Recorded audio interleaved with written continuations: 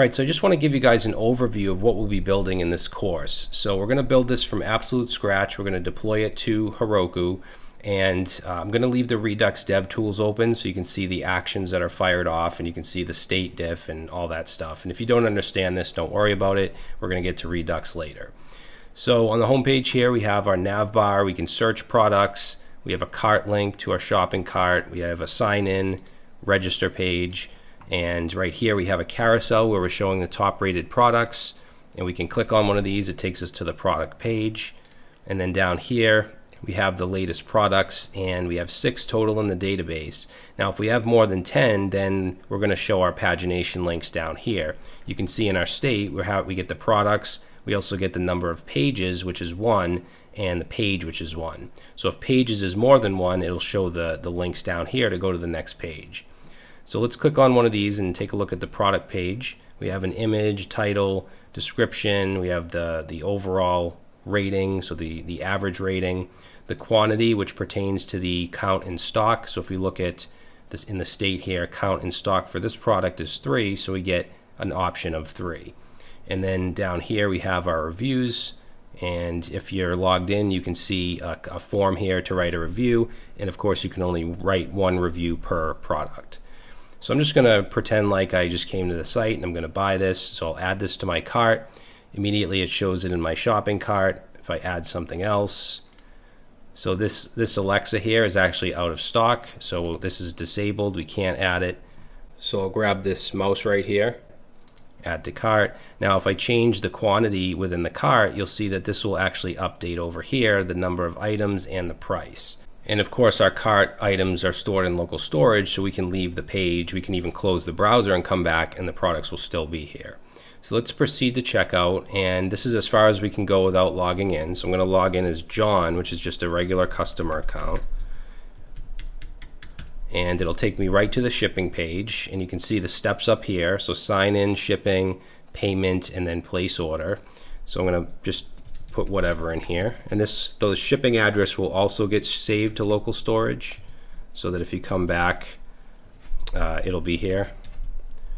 So continue. Now for the payment method, we're going to implement the PayPal API. You can also use a debit or credit card, and the way we're going to build it, it's going to be scalable, so you can add other payment methods if you want, like if you want to add Stripe or something like that. In fact, if I click continue, you'll see over here it calls cart save pay method, and we have payment method PayPal. So you could easily, swap that out for Stripe. You just have to implement Stripe's API. So here we have basically a summary of everything. So all of our items, the payment method, the shipping address, the price, including shipping and taxes. So we'll click place order. And what that did is it put an order in the database, but it's set to not paid. So there's going to be a flag is paid, and that's set to false until we actually pay. Same thing with delivered. We can set, an admin can set this to delivered as well. So to pay, we can use PayPal. You can also use a debit or credit card. And we're going to set up a fake sandbox account that we can use. So you can see sandbox.paypal. So we're not dealing with actual money right now.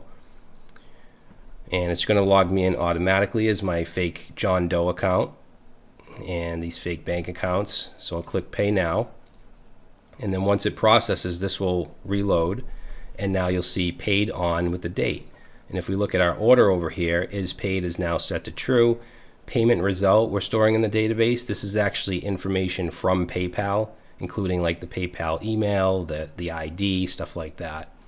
So now this has been paid. So if I go up here and I view my profile, I can see that order in my profile.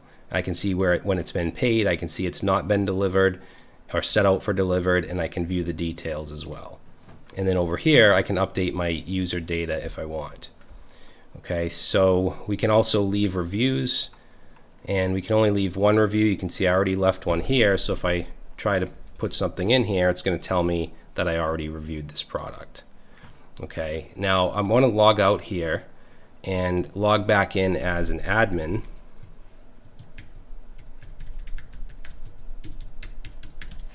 And when you're an admin, you get this additional drop-down item, and we can see all of our users here. So we have admin, we have John and Jane Doe, which are customers, and I could edit their information. I could set them to admin if I wanted to, and then they would be able to, have this functionality. We can see all the products, and I'll show you how to add a product in a second. But if we go here, we can see orders. This is the order that John Doe just placed. If I go to details, as long as I'm an admin, I'll see this mark as delivered. And if I click that, it's going to update the database. And you can see is delivered is now set to true, and then delivered at is set to whatever the date and time is. So now the user can come in to this order page and see that it's been delivered or set for delivered.